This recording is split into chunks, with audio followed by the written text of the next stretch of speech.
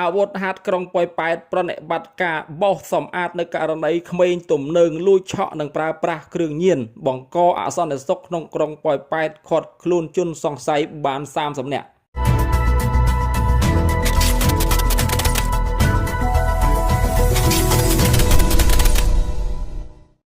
ប្រិយមិត្តទស្សនិកជនជាទីមេត្រីដោយអនុវត្តនៅបទបញ្ជាយ៉ាងខ្ជាប់ខ្ជួនរបស់លោកនាយឧត្តមសេនីយ៍សៅសុខាអគ្គមេបញ្ជាការរងនៃកងយុទ្ធពលខេមរៈភូមិន្ទមេបញ្ជាការកងរាជអាវុធហត្ថលើផ្ទៃប្រទេសនិងក្រោមការបញ្ជាផ្ទាល់ពីលោកឧត្តមសេនីយ៍ត្រីប៊ុនបិនមេបញ្ជាការកងរាជអាវុធហត្ថខេត្តបន្ទាយមានជ័យក្នុងការចូលរួមទប់ស្កាត់បង្ការនិងបង្ក្រាបបទល្មើសផ្សេងៗក្នុងមូលដ្ឋានក៏ដូចជាអនុវត្តនៅគោលនយោបាយភូមិឃុំសង្កាត់មានសុវត្ថិភាពឲ្យកាន់តែមានប្រសិទ្ធភាពកម្លាំងមូលដ្ឋានកងរាជអាវុធហត្ថក្រុងប៉ោយប៉ែតដឹកនាំដោយលោកអនុសេនីយ៍ឯកតលតៃលាវមេបញ្ជាការមូលដ្ឋានកងរាជអាវុធហត្ថក្រុងប៉ោយប៉ែតបានបើកប្រតិបត្តិការជាបន្តបន្ទាប់ក្នុងការបោសសម្អាតនៅករណីក្មេងទំនើងប្រើប្រាស់គ្រឿងញៀនឃាត់ខ្លួនជនសង្ស័យ30នាក់ហើយនាំមកកាន់មូលដ្ឋានកងរាជអាវុធហត្ថក្រុងដើម្បីសួរនាំនិងចាត់ការតាមនីតិវិធីលោកអនុសេនីយ៍ឯកតលតៃលាវមេបញ្ជាការមូលដ្ឋានកងរាជអាវុធហត្ថក្រុងប៉ោយប៉ែតបានឲ្យដឹងថា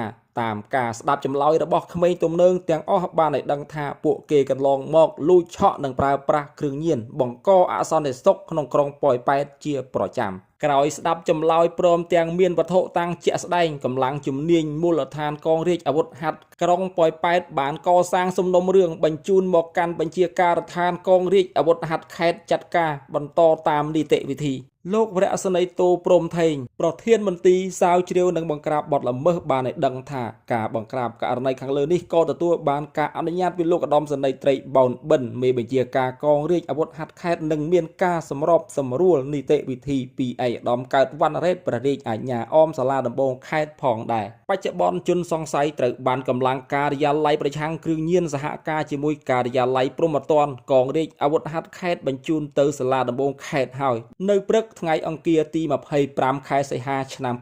2026នេះដើម្បីអនុវត្តតាមនីតិវិធីខ្ញុំផលបាអង្គភាពសារព័ត៌មានរិទ្ធញូ TV